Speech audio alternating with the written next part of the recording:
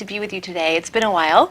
You may know, if you watch the show, that we have been on a 6-week break, and I really hope you've been enjoying the show we've had in my spot. I think it was the Seniors Living Well, and it's a great show. And but I have an incredible show planned, and I'm just so thrilled to be back. And I'm so blessed to be able to share with you how Jesus changes lives, and that's what the show is all about. That no matter where you've been, there is hope, and that hope is in Jesus Christ. And I know, you know my story, and He has changed my life in so many profound ways. And today I get to interview a couple that their story will blow your mind. It will encourage you.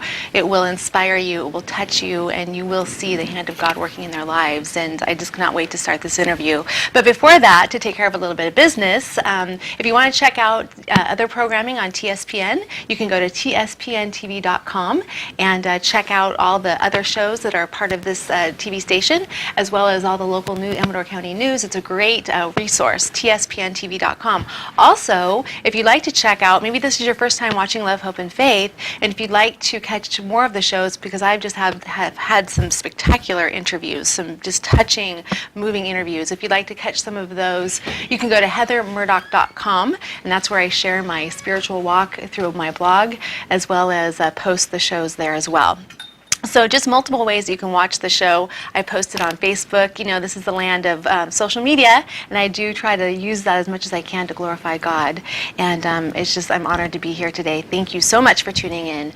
And, you know, today is a little bit of a somber day in some ways. I wanted to share that with you this morning because it kind of ties into my guest today, and that is I've shared in my testimony that my sister was killed by a drunk driver 19 years ago, and today is the anniversary of that day. And so my sister, she was 19, so it means that today marks the day that she's been gone as old as she was, and as long as she was on this earth is the amount of time she's been gone. And I still miss her every day, and many of you I know have experienced grief and loss, and maybe you're experiencing that right now. And I know it's so hard to lose a loved one, especially before their time. It seems so senseless, you know, to be that young. Her best friend Kathy was also killed, and the driver himself was killed as well. Such a senseless act over drinking and driving. Please don't do that this holiday season. Please do not do that. Call someone. Do not drink and drive. It will change lives and devastate lives. But I will say, my life verse is Romans 8:28, and that is that we know in all things that God works together for the good, for those who love Him and are called according to His purpose. And I stand on that promise because He has worked things together for good, and He has used her life and her death, both, to draw me to Him, to help me share with others, that I may share Him, that He may change other people's lives through my story. And so I'm so grateful to God of how He's used this. He is close to the brokenhearted, and He binds up those that are crushed in spirit and saves those that are crushed in spirit. And I just want to encourage you with that today, that all pain has a purpose. When you have a relationship with Jesus Christ, when you have a relationship with Him, all pain can be used for good, can be used for the good of others, can be used for good in God's kingdom. I encourage you to hold on to your faith through the storm, because He will get you through it, and He will use it for good. I'm a living example of that, and I just really want you to hold on to that today. And that same promise, that same fact, you'll see so beautifully today in the life story of my two friends that I've known for many years, but have become closer with recently, and that is Nicole and Jason Mulford. Good morning. Good morning. Good to have you guys this morning. Thanks for having us, Heather. Yeah, I'm thrilled.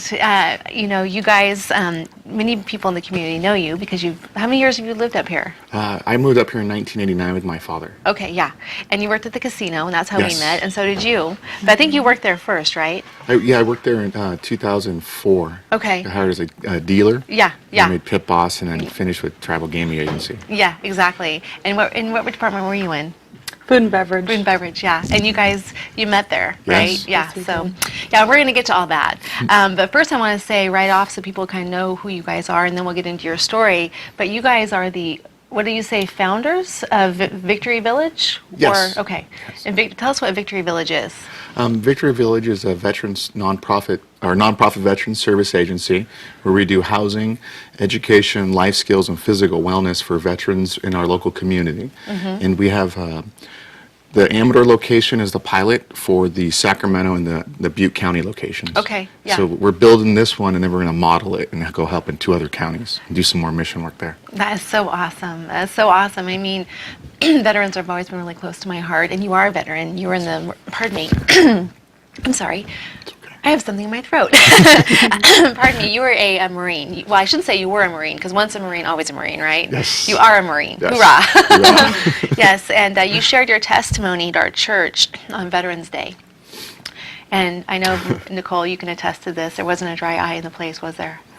No, not even my eyes were No. dry. No, you because were. it's so touching every time. And you've probably heard I it so hear many it. times Yes, and lived I it. have. But yeah, it's amazing how God It works. is So, amazing. so I want to take the viewers back to. We'll start with you, Jason, Okay. to kind of how you started off in life, and kind of take us up to where you first really met Jesus Christ. Okay. My family, I was born in 77 down in the Bay Area in a large Irish Catholic family. And I was raised in the Catholic Church. And then we had, I have 3 siblings.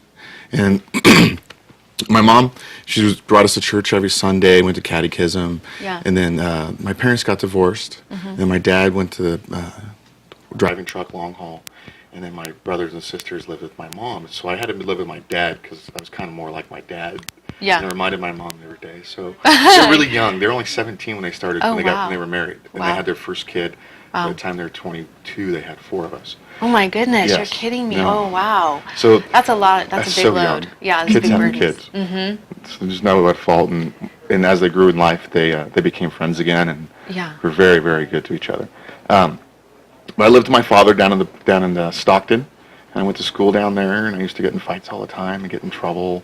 And then You're kind of a rabble rouser. yeah, a little bit. Then my brothers would come, and we'd always play like war and throw hay bales on each other from the farm. And Yeah. I had to go out, and my job at night was to go and patrol the property to make sure that our alfalfa or our cornfield didn't have any live, Yeah. varmints. Right. Yeah. And I took whatever we got, we took it to the barn, so the barn cats would be able to do that. Then we'd rough each other up a lot. And Good old country boys. Good old country boys. Then I go to school, and my brother had to go live with my mom again, so I was the only one there. And then a bunch of kids were trying to bully me, and I didn't like that. So I got into a couple of really big fights in a row, and I was expelled from 7th grade for fighting at Murdock Middle School. And that was in 1988. I never finished the 7th grade, so I spent that whole year with my dad driving long-haul truck across the western United States. Wow. And I spent the time with my father. Then we moved back here to Amador County, and he moved up here to Volcano where he met his final wife. She works at the district attorney's office, and she's great. She's my stepmom. Yeah. And she lives in Ione still. I know it's good. It's okay. It's gonna be. I know there's gonna be some parts today in the show that will be touching for you, so it's okay. Yeah. So Jason lost his father in 2010, and that was right before we met. Yeah. Yeah. So So So I came here with Jack Junior High. I got in a fight the first day, and then my dad and Mr. Carter got me into football instead. Mr. Carter's He's awesome. awesome. Shout out Yeah. Mr. Carter. Yeah, thanks, Mr. My Carter. husband loves him too. He Yeah. was his teacher as well. Carter's awesome. So he got me into football, playing Nuggets, and I wrestled there and went into Argonaut High School, played football and sports there.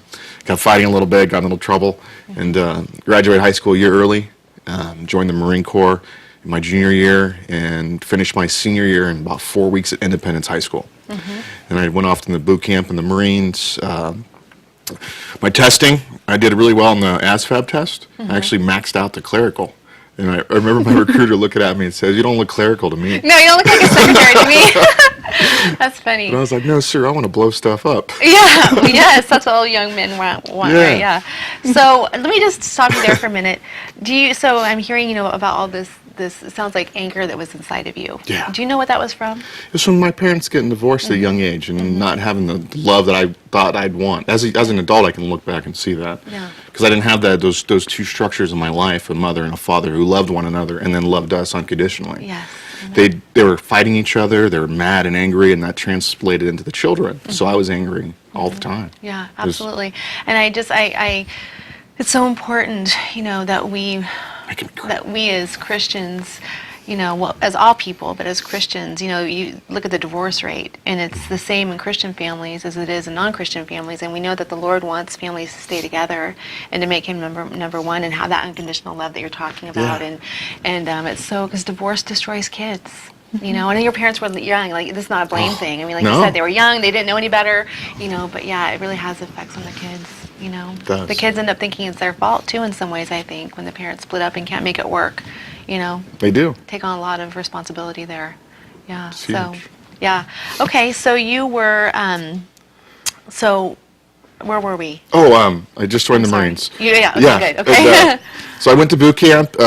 God blessed me with some pretty good talents. I was able to graduate with honors from boot camp. I graduated honors from infantry school, and I was an honor grad at artillery school. And I was able to choose my duty station. So I chose a Victor unit in Camp Pendleton, so I can come home on the weekends. Well, I thought. Yeah. But as a Victor coded unit, it's a forward deployed combat unit for artillery, the 11th Marines. We were attached to the 31st MUSOC, the Marine Expeditionary Unit Special Operations Capable. So I ended up not being in anywhere around here about 10, 11 months a year. And when I did have the opportunities to come home, I'd come home on the weekends and I would drink a lot and party, then go back to work. Yeah. And I wasn't really in a country at all. Yeah. I was always training or in different areas of the world. And our first deployment, we went over to Australia. We went through a typhoon on the water. And Wow. our ARG, the amphibious radar group, there's 3 ships in an ARG.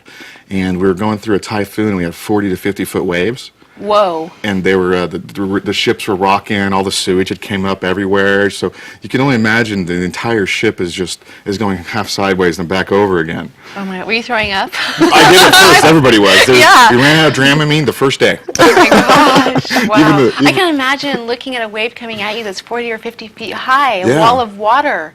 That's Well, crazy. Everybody's supposed to be inside the skin of the ship because I volunteered because I like doing that because I didn't want to be bored. So I always Yeah. volunteered for all kinds of stuff.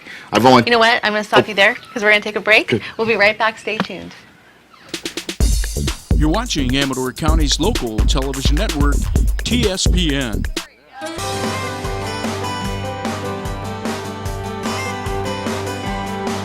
You're watching your local television network, TSPN, and now back to Love, Hope, and Faith with Heather Murdock. Welcome back to Love, Hope, and Faith. My name is Heather Murdock, and I am interviewing today Jason and Nicole Mulford, 2 locals, a married couple, beautiful married couple, and you guys have a beautiful daughter, Chloe, we should you. say. We need to Yeah, acknowledge little Chloe, Chloe. the princess, 18 who's not months. here today because she'd be running the show if she were here. Yes. So Demands it. she's at home. Yes, so she's at home today. But anyway, so you were sharing about when you were in the Marines, and I think where we left off, you were in the 40 to 50 foot waves and Yeah. all that. Yeah. And I volunteered for combat cargo because I didn't want to be bored in the well deck. So I was strapped outside to the railing because I was in charge of, I had to take logistically in charge of everything that was on and off the ship. I had to inventory it and write it down and make sure it was tracked. So I'm standing out there, and we had a distress call from Papua New Guinea. The U.S. Embassy there had some issues going on. So we have a SEAL team attached to us.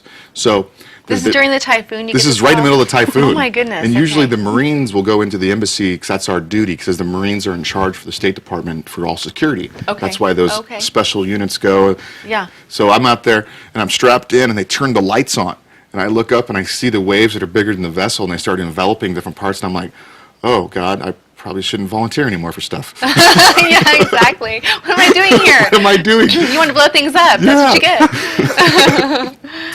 So they put the SEAL team in the water, and the only thing I was thinking, there's no way they're making it. There's no way they're making it to shore. But they did. They lost one of their vessels. None of them, they all made it. They just went down deep and just swam in the rest of the way under the waves. And they got the embassy. They helped the people there, Wow. and no one got hurt. And then they came back afterwards, and we finished that deployment. And then, And I just want to stop you there because I remember, and I thought the same thing during your testimony, Yeah. that because you referenced something about we had a job to do. Yeah. And it's so interesting how in the military, you guys and gals are trained that even though for me as a layman, and maybe for you too, sitting back going, oh my gosh, how could they, the fear and how could they have done all those things and where they get that courage, but in your mind it's just a job, right? It's a job. And that conditioning that it takes to get to that point. Yeah. To face something like that and just go do it and get it done. Get her done. yeah, I was scared for a second. Yeah. That's all. But you did it anyway. did it Yeah. anyways. Well, yeah, you're human. Yeah. So it was a successful mission. Yeah. And then what happened? And then we went to Australia and we did a training operation down there. We had a training accident. Australian soldier drove into the impact area and my artillery piece killed him. The incoming rounds on top of him. We don't know what happened or why he did it. It is a pretty clearly marked impact area. They thought maybe it was a suicide. Suicide, yeah. But they just did a ceasefire and then started firing again right afterwards. And so we finished that deployment and came back to Okinawa. I got news that my grandfather had killed himself. So rather than praying and go to church, I got me a bottle of whiskey, got really intoxicated, went into town, drank some more in town, and then taxi cab ride back from town to base. The taxi driver was overcharging us for a $100 ride. He charged us $100 for a $10 ride. So I decided to take $100 out on his cab. Broke the back door, pulled some chairs out, everything off the top, and then some Japanese law enforcement officers ran up behind me, and I knocked the first one out, and then followed by sticks, and ended up in Naha prison for about a couple hours until our battery gunnery sergeant got me out, and then I told everyone what I did, so I was charged with underage drinking, just non-judicial punishment. So you were how old at this point? I was 19. Oh my gosh. I was 19 years old. Wow. And I was about 245 pounds, and I was in really good shape. Yeah. And I was really intoxicated. And you were angry. Yeah, I was and very intoxicated, so you angry. had super strength. And I was highly Yeah. trained. Yeah, that's not a good combination, Not a good combination. for the receiver of that. No, that poor guy. Yeah. And the cap. The cap took the blunt of it. Yeah, exactly. So, okay, so let's go into the next kind of defining moment for you. The next defining moment for me was going forward in my life. We did some cold weather training, and I was a non-commissioned officer, so I had to wait in line at the end to get my weather boots, and they didn't have my size, so I got a size too small. And about a month into the weather training in northern Canada, it was really remote. My toenails ingrowed really bad. And That hurts. yeah. Yes. So they had to pin me down and then rip them out. Oh my gosh, So a couple Jason. corpsmen and the Marines were laying on me, and I was screaming. No painkiller? Nothing. Oh my gosh. We were in a remote area. Oh It was my survival training, so it was really good survival training, actually. Yeah. Yeah, if you can survive that. Exactly. That's what I'm thinking. Oh my gosh. So that was good too. Then we were rapidly deployed to Iraq, Kuwait in 1998 for Operation Desert Fox, and we did a large bombing campaign, and we took out about $1 billion in property damage. It was the largest airstrike since the first Persian Gulf War started in '91. We had 3,000 Marines on the ground, 30,000 U.S. Army troops, and we masked the border. We were invading Iraq at that point, and in March, we were marching through. President Clinton called it off at the last moment. There's 1 million Iraqi armies faced against 33,000 U.S. troops, plus a whole Wow. caveat of airstrikes, and Yeah. we were just bombing the heck out of them for quite some time. Yeah. And I remember one of the nights, the first night, about 2 o'clock in the morning, is the first day of Ramadan. There was no moon. I walked up on top of the berm with my knife and my M16, and I'm watching the airstrike start. And all of a sudden, it looked like the sun was rising, and the earth started shaking, and all you hear is this roaring going over the top of your head. I'm like, oh, great, this is pretty insignificant, these weapons. Whoa. What were you thinking? I was thinking, I wonder when we're going to get to go in. Yeah. Really? Yeah. And the last night we were down on the ground because we weren't able to engage the enemy in hand-to-hand or any close combat because of all the airstrikes and artillery. That Gun 6 came down. We took our weapons and we crawled that night down to Gun 5 and got Gun 5's guys, and then crawled down to Gun 3 where the other guns, and we had 100 Marines in front of the gun line. We had a big old fun brawl just for fun. Oh, yeah. Because we weren't You able guys to. are pretty jacked up. I would Yeah, imagine we were on pretty adrenaline excited. and yeah. Now, Jason, didn't you witness something pretty horrific? I mean, all of this is pretty outrageous, Yeah. but you witnessed a woman get decapitated. Yeah. And what was it? Tell us more about that. That was pretty horrible. We were in Dubai, and we were walking through a courtyard, and in the very distance I saw a flash, and all these people are running around, and they're really angry, and you could feel the sense of it. And I asked the boy what happened, and what happened was this young girl had done blasphemy, so they decapitated her in the courtyard. Oh my God. And there's nothing we could do about it. We just had to. And then we were walking down. We got out of there pretty quick because they didn't like Americans too much. And we started walking down an alleyway, and there was all of a sudden there was nobody. So we just kind of stopped and looked at each other and started backing out because usually bad things happen when no one else is around. Yeah, the calm before the storm. Yes, we got out of there and got back to base. And later on that day, they blew up the Hard Rock Cafe with a whole bunch of U.S. Service members, dependents, and officers in it. Oh my God. And so after that, we weren't allowed off the base anymore without combat uniforms and full-on gear. So you take this kid who comes from a broken home, who already exhibited signs from that of anger and rage. Yeah. Fair to say rage. Yeah. Already expelled from school.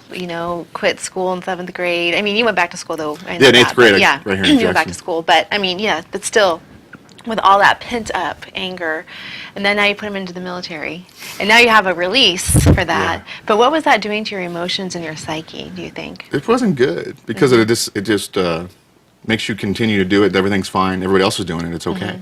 So when you get out and try to transition back into real life as a civilian, Yeah. it became extremely difficult for me. So what did that lead to? How did you handle that transition? Well, when I was over in the Gulf, I actually broke my back and ruptured some internal organs. The weapons system ran low on ammo, so I had to run to the gun, 100-pound artillery round, and I ran back and ran right into the hole. It wasn't like anything. It was just a slip and fall at work for me. Yeah. But I denied the fact that I was injured. And then 18 months later, in front of my formation, I fell on my face. 18 months later? After I had Yeah, had the the initial incident, fall, yeah. my legs went numb, and the corpsman took me to the hospital, and they did X-ray and MRIs, and they found out that I had broken my back, I had ruptured some organs, I ripped my diaphragm, my stomach was in my chest cavity. So they went into a year-long surgery, multiple surgeries. They had to fix it. I couldn't walk at some point, and I was too stubborn to use the cane and the wheelchair they gave me, so I just crawled on my hands and knees. And one of the nights, I was taking a bunch of painkillers and I was drinking, and I had to go through the barracks because I was in charge still. I was crawling on my hands and knees, and I remember the first time ever feeling depression. I looked off the railing, and the devil put it in my head. He goes, if you just roll off, all the pain will go away. And I transitioned out of the Marine Corps about 2 months later. I was medically retired. And within about a year of my medical retirement, I stayed in San Diego. I attempted suicide twice. I was addicted to painkillers. The VA hospital had me on psych meds, neurological painkillers, the whole caveat of these medications, like 14 different pills, and I couldn't even keep track of them. But I just kept taking painkillers. They weren't working, so they just gave me more and more and more until I got to Dilaudid. And then I was hallucinating. One time I put my uniform on, and I was on so many painkillers, and I had a bunch of beer, and I walked off the end of a cliff, tried to kill myself. And I ended up spending 8 hours. I jumped off the cliff. The sprinklers were on. I slid down the embankment and landed in a pond. Didn't even get hurt. I spent the next 8 hours looking for imaginary snipers until the local police department and the Department of Defense police came and found me, my buddies that I served with, and they had me go to the VA hospital, where I spent 6 weeks in the mental hospital there for detox, and then I spent the next 2 years in a pain clinic program and vocational training program at the VA center. And what they did for me is I learned public relations, human resources, and contracting with the federal government. And your story, Jason, is not unusual. This happens every single day to vets all over our country and all over our world. Yeah. And they're in different countries. And this is not. I want our viewers to realize what our vets go through, and the fact that you're just supposed to come back and be a part of society and just let it all go and just be normal. Whatever that is, Yeah. and I know that's part of what you guys are passionate about. We're going to get to that point today Yeah. and talk about how God's used that, but I just see how God has saved you so many times. I mean, even from you taking your own life, and even before that, and I can't wait for the viewers to hear when we get back, that how God's used every single one of those experiences for good for both of you. And I want to hear some of your story too. Yeah. So not only is she beautiful, but she has quite a story. So anyway, we're going to take a break. We'll be right back. You're watching Amador County's local television network, TSPN. And now back to Just Between Us. And we're back. Welcome back to Love, Hope, and Faith. And what a story today. And kind of wrapping up with Jason's now. We're going to talk about what you're currently doing, which is huge. And I really want to get to that. But I want to hear more about you, Nicole. So tell us a little bit about yourself and your faith and your walk. Well, actually, I moved to Amador County in 1995, and with my parents and my 2 siblings.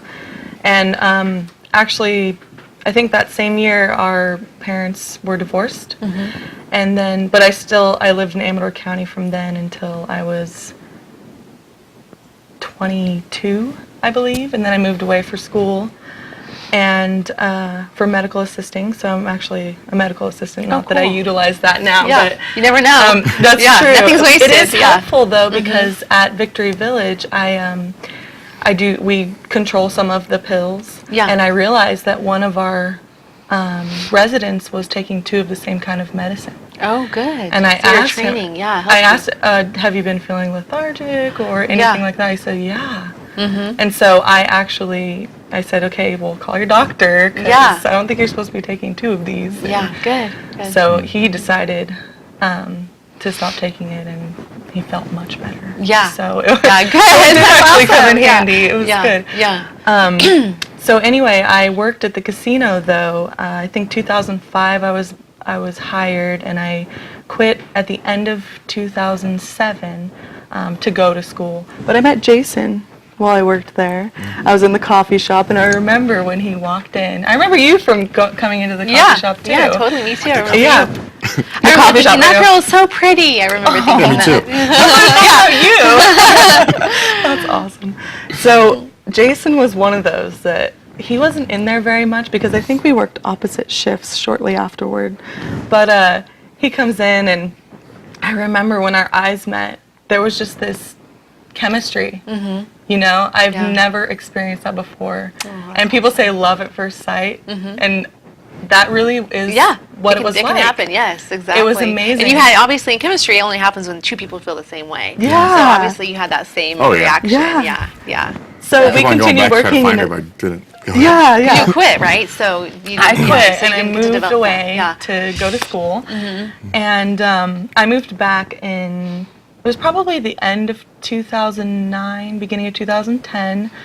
And I called my uncle, and I said, at this time I was almost pretty much homeless. And my car was just breaking down because I didn't have money to take care of it. Right. I couldn't get a job in my field for medical assisting. And so I called my uncle, and I said, my VW is having some issues. You know, I don't know what's wrong with it. Like I even before that, I had the oil changed regularly, and you know, when I had the money, and so he calls me back, and he says, oh yeah, I have a friend that works on German cars. You should give him a call. Here's his number. So I call, and I leave a message, and it was Jason, and he didn't call me back and let's see, I think a You didn't month know it and was a her, half. you didn't know her name, right? I didn't Yeah, know. we didn't know each other's name. Yeah, okay. So, and this was, 5 years later, or 6 Yeah, years oh my later. gosh. Or no, God's 5 so or good. 4 Yeah. or 5 years later. So anyway, I call my uncle, and I said, he hasn't called me back, and my car is getting worse, my brakes. Yeah, it's falling apart, Yeah, it's falling apart. So he calls Jason and has him meet at his house, and I drive my car up, and so I'm inside, and I'm making lunch for everybody, because I'm like, he's going to be nice and help me with my car. I'm just going to make tuna melts is actually what I made. Oh, yum. It's pretty good there, huh? Yeah, we're good. Yeah. We're good. So I see him come up, and he's looking in the engine of my car, and so I go to walk down the stairs, and I look up, and he looks up at the same time, and our eyes meet again. It was that chemistry. And lightning bolts. Yes. And it was so Amazing. It was, and there was so much energy that I almost fell down the stairs. Oh my gosh, you guys, that's awesome. And Love story. and he almost fell into the engine And God's bay of providence. his car. Yeah. God's providence. I mean, all that. I mean, not to make this about me, but I just No. think too how we all worked together at the casino. Yeah. Would you imagine sitting in the pit how many years ago that we would be here today No. sharing about Jesus and No, how it- He's using our Amazing. lives, all of us? Isn't Yeah, that cool? This is so cool. Yeah. God's Anyway. plan is great. Yeah. Yes. Anyway, so I'm sorry. So you fall in love. Yeah, pretty Yeah. much. Yeah. Were We you just started. blown away? Yeah. You're like. I looked at Clarence and said, "That's your niece," because Clarence was my supervisor for the regulatory My authority. uncle, Yeah. He was my boss. That's so awesome. And Clarence's wife is your My- cousin. she's Your my aunt. She's my mom's sister. Yeah. So the small Yeah. world. I mean, yeah. Yeah. Oh yeah. Not so small. Not but- so small. Yeah.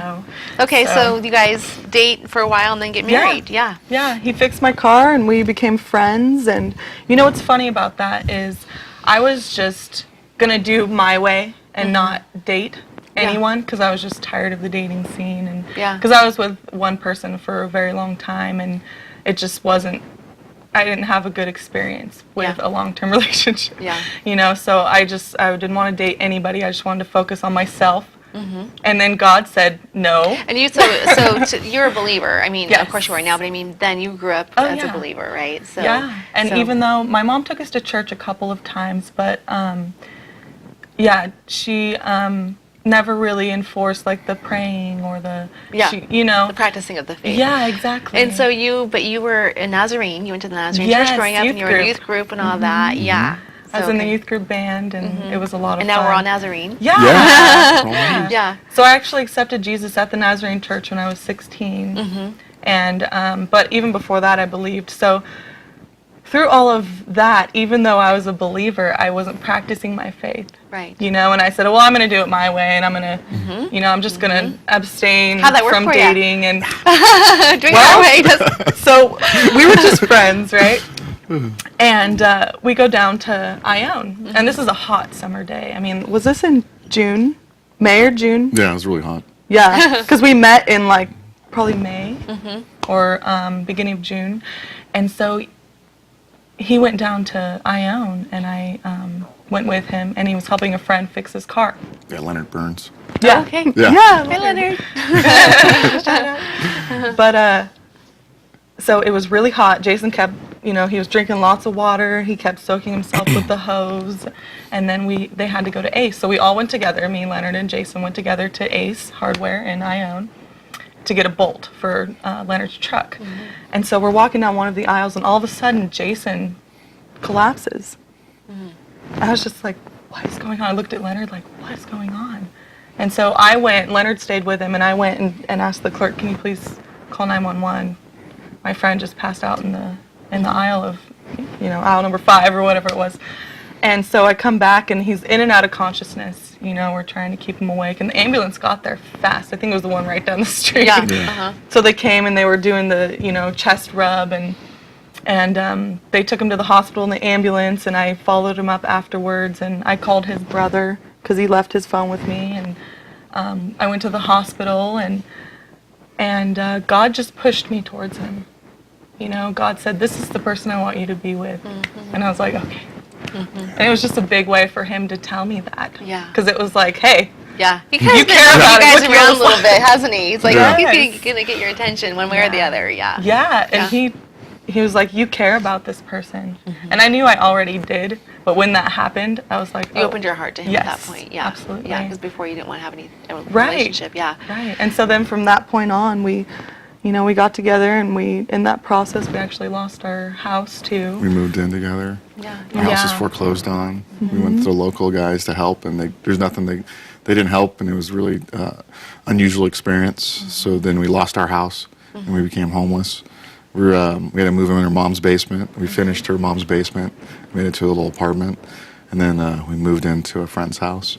During that time, we got married in her mom's basement. Chloe was she was pregnant with Chloe. We had Chloe All this was stuff at the born. same time. We were down in that basement. Humble beginnings. We actually, yeah. Humble beginnings. Yeah. We got married where I grew up, Yep. my mom's property, Yeah, like in out front of the meadow. pond, and our the horses. reception was in the meadow, and Beautiful. it Beautiful. was very cool. But you had a lot of struggle, and I think the viewers Yeah. can see that there was Yeah. a lot of, especially when we when we try to do things our way, like I mentioned, we're just going to continue beating our head against the wall. And you know, and that happened quite a few times for you guys, especially for you. I was out drinking with my brother on his boat that whole entire night before until about 4 o'clock in the morning. And I woke up at 6 o'clock, and then Nicole drove us down there, and we went to work on Leonard's car, and I had a heat stroke. That's what That happened. was from drinking. And didn't you hit yourself? You were doing something with a fence post? Oh, that was during when we were getting ready for the wedding. Yeah. Pastor Mike had came into my life. I accepted Jesus Christ as my Lord When and Pastor Savior. Mike was your youth Sorry, honey. pastor, right? Yeah. Yeah, Yeah. towards the end. Yeah. Yeah.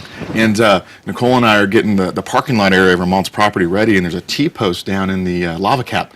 So I hook up the high lift jack, and I go click, click, click. And I'm like, uh-oh, something's not right. And Nicole and I were arguing. And Pastor Mike's doing our premarital counseling, and he's like, okay, guys, no arguing. If you guys get upset, do this. And we just so we started arguing. And I went to put my hand on the release to make sure, like, oh, it's not safe. And just as I touched it, the T-post hits me in the face, put my head into the ground, and just started bleeding profusely. Yeah. This is like 3 weeks before our wedding. Oh my gosh! But you had been. But you also.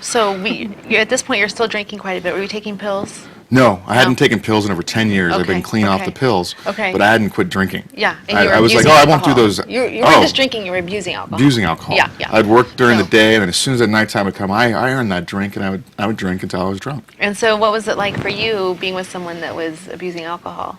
Was that a Very concern frustrating. for you? Yeah. Oh yeah, yeah. We had a lot of issues, you know, and but once we put God in the middle of our relationship, Yeah. Yeah. Things started. We were straightening out. successful. It was really good. We are. It reminds me of Proverbs 3, 5, and 6. Don't lean on your own understanding. Oh, wait. Lean not on your own understanding, but in all your ways surrender to Him, and He'll make your path straight. There's surrender. That's right. Yeah, you got to Hit you with surrender. the T-post. Yeah, exactly. and I want to hear about the surrender because you guys actually did surrender your lives and your business, or not your business, but your passion to God, and Yeah. He's really done a lot of amazing things through that. Because out of your need for veteran services, you actually established this Victory Village. Yes. So, We created in that basement of our mom's house. We founded a corporation, and we to help veterans in our local community. because you guys had struggled so much, Because right? we had struggled so much, Yeah. and I just couldn't sleep at night. And I was thinking, I could do something about this. I had this training through the VA. Yeah, all those talents that you experience. had, the gifts that God gave you. Gave me so much knowledge and wisdom and gifts to be able to use those, and Yeah. to use that administrative skills He gave me that I fought so hard not to. Yeah, that you excelled in. Okay, well, we're going to take a break. We'll be right back to this final segment. Stay tuned.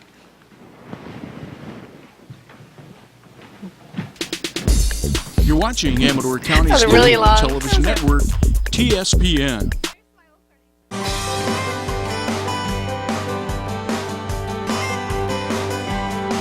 You're watching your local television network, TSPN, and now back to Love, Hope, and Faith with Heather Murdock.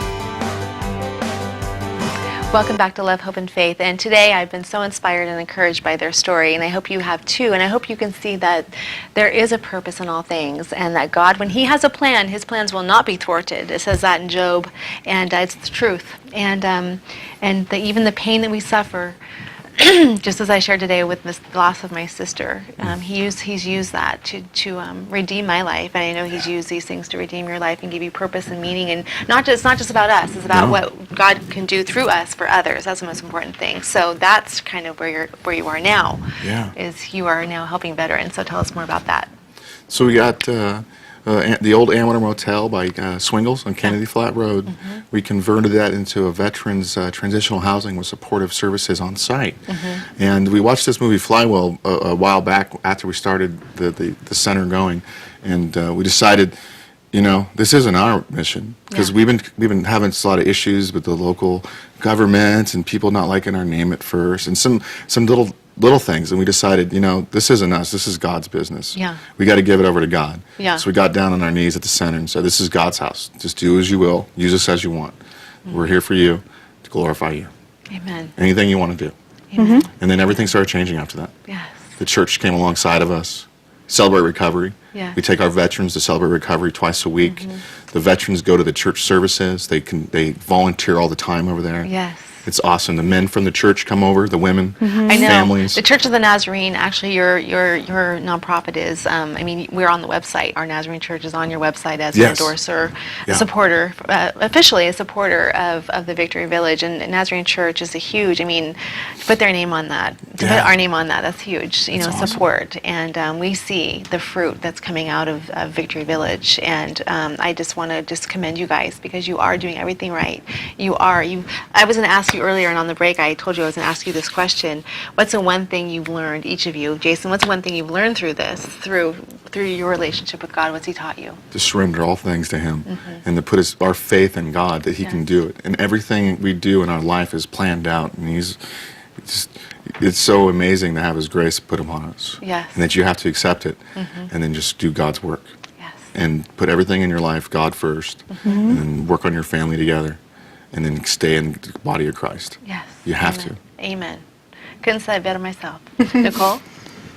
Well, He's taught me to live by example, to really truly be a light in the world for Him. Because it can't be do as I say, not as I do. Exactly. You got to practice what you preach if you do preach. Exactly. So- Yes. And our life can be a living Bible. Our life should be a living Bible. Yes. We don't have to even say anything to emanate God's grace and love and truth, just by who we are, right? And how we act and what we do. So you guys are great examples of that. But I feel like, okay, so if someone wants to, because what were we, on the break we were talking about something you wanted to touch on. Oh, help for veteran Yeah, spouses and that's active right, duty yeah. military spouses. Yeah, because of the things that I went through with Jason, with the drinking and the depression and everything. Yeah, because you struggled with depression for Yeah, I was diagnosed with depression Yeah. and with associated PTSD. Okay. Yeah. So that can be very difficult to deal with. It's hard to find people that can relate to that because a lot of times when you're in a relationship with a veteran and they're acting the way that they act, drinking and maybe sometimes they can be verbally abusive or just not They can have a very nice affairs person. or any of those things because they're Yeah, looking any for of those things. That's ways true. to help the pain. Yeah, there's several ways. Every veteran deals with it differently. But then they have a spouse, and that spouse has to deal with that, because you can't just ignore it because Yeah. it is, Consumed your life. Oh, it absolutely does. So when I was with Jason, I didn't really, at the beginning when we were having issues, I didn't have that. I didn't have another veteran spouse to talk to. Yeah. And so I got through it with God. But now I realize the need because God gave Jason the vision for Victory Village. And God gave me a vision within that vision to help the spouses. Yes. And so it's very important to me, and I just want the spouses to know that they can call me whenever they want. Everything's always confidential, Yes. Unless someone threatens to kill them. And you're Or, you're going to school too, aren't you, right now? Yes, For being Veterans Life Coach. Yeah, And yeah. that also includes veteran spouses. Yes, So, exactly. It's a family thing. It's not yeah, just- What about the absolutely. children too? The children. children suffer. We have kids living at Victory Yep. Village. Yeah. Yeah. It's for families, not Yeah. just for the vets themselves. Yeah. Absolutely. We do have a family support group every month, too. It's on the second Wednesday. Oh, great. From 8:30 to 9:30. And what's the phone number there? 223-2286. Okay. So anyone can call you guys. Any vet can Yes. call you Yes. guys of any age, Any age, any any branch of era. the military. It doesn't matter what Yeah. their discharge Active was. duty. We Yeah. don't. Yeah. There's no membership fees. Yeah. You just register with us, and Yeah. we help you. Yeah, excellent. Well, going back to the depression thing, depression is anger turned inward. Yeah. And I don't know if you've ever heard that before, and if you think about your life, what you went through in the anger, and now you're dealing with it through Celebrate Recovery. I know you Yes. guys are both in the program. I go to the men's 12-step group on Monday. Yeah, It's but- awesome. It's yeah, awesome. Yeah, and you guys are just, you're faithful to that. And so now you're learning how to deal with your anger. And that's the key thing is just yesterday I told my kids, if we don't deal with our anger, it's like, when you make a pot of spaghetti and you put the lid on it and the water boils over, it's going to boil over, it's going to boil over unless we deal with it and let it out. And of course, lay it at Jesus' feet. So I think the key with Celebrate Recovery is that it's 12-step, Christ-centered. Yes. People are learning that they can be redeemed, through that. So It's just amazing. yeah. So what do you want people to know about Victory Village? We're here. We do veterans housing. Name some of the classes that you have. Cognitive behavioral class with Marie Mayer. She's a PhD. And I have to say, she's a fabulous teacher. She The best. volunteers. She's Yes. on a board of directors. She's our secretary and treasurer. And when she comes in there, and she has these amazing classes. She does Yes. anger management as well. And then we have another veteran, Todd Doris, who comes in and he does peer PTSD groups and individual sessions. He spent 3 years on the ground in Vietnam as an infantry sergeant, and then 30 years with CAL FIRE as a law enforcement officer dealing with the corrections youth. So he has a big background, and he comes in and he dedicates his time and he volunteers to help the veterans. That's awesome. And then we do a weekly house meeting. Everyone that lives there has to participate. It's a CAR certified sober living environment. We have a policies and procedures in place. So that's the California Addiction Association of recovery. I can't remember the whole Resources. Resources. That's actually it. Okay. You're right. Good job. Thank you.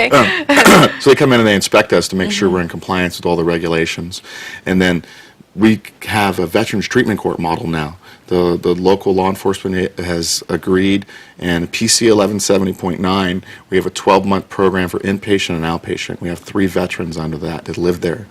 And then we just met with the Community Corrections Partnership for AB 109ers. And they voted in favor of using our facility for AB 109. Which That's is? alternative sentencing. Okay. So Good. that contract's sitting with County Council right now, so we can move forward with that. We are not funded by anybody. The local community funds us through our fundraising operation. Fundraisings, we have a little bit of rent come in. If the veterans can't pay rent, we do charity beds. When right now 90% of the residents are under charity beds. They don't pay rent. That's awesome. They don't have any income. Helping them to get back on their feet. So they're Yeah. there, they have a bed, they have a place to stay, they have rehabilitation. Safe they and have sober, You're right. safe and sober. They God's have there, faith God, based. yes, I love it. It's beautiful. It's so beautiful. And you have a board of directors, so you have accountability. Yeah. Yeah, so We tell us just- about your board. My board of directors, I'm the president. Leland Meyer, he's a local Air Force veteran. He was the Tribal Game Regulatory Authority. He's our vice president. Marie Mayer, she's our secretary treasurer. Dan Trexler, he's one of our board members. He's a local IRS enrolled agent. He's Yes. a really great guy. Yeah, he Former is awesome. drill sergeant. Yeah, yeah. And then Marie's a Blue Star mom. Her son is an active duty West Point graduate Army officer, just got back from Afghanistan, I'm sorry. And then Eric Almquist, who's a president and CEO of a couple nonprofit corporations in Northern California. He's also an Army veteran. Ken Shumick, he's the president of the Disabled Veteran Business Alliance for the state of California and one of the most successful disabled veteran businesses in the history of the state. Wow. He's on our board. And am I leaving anybody out? And Nicole Mulford. Well, Miss My Nicole, beautiful wife. yes, your better half. She's the better half. And that makes up our 7-member board. And then Bud Grum, he's one of our corporate officers. Yes. He's our chief financial officer now. So Great. we're doing our 990s for this year for the first time. Last year we did a short form one because we didn't make enough money. This year we had enough to where you need to file a long form. Yeah. So all that stuff will be public at the end of the year. We're 100% volunteer, We have, Yeah. too. We've accumulated almost 20,000 volunteer hours from the community. Yeah. So so what we're saying here, call to action. If any of you watching the show right now are feeling the pull to get involved, or maybe you know a veteran who could benefit, men and women who could benefit from this, please call them. Also, if you feel like God's telling you to become a volunteer, they will never turn you away. Lots of work. Because we have lots of work over there, and I love that our church is a part of that too. It's so awesome. It is. Taking you guys under their wing, and that's awesome. Okay, we have 2 minutes left. So what else do you need to plug about the Victory Village? We have a website. Yeah. Oh yeah.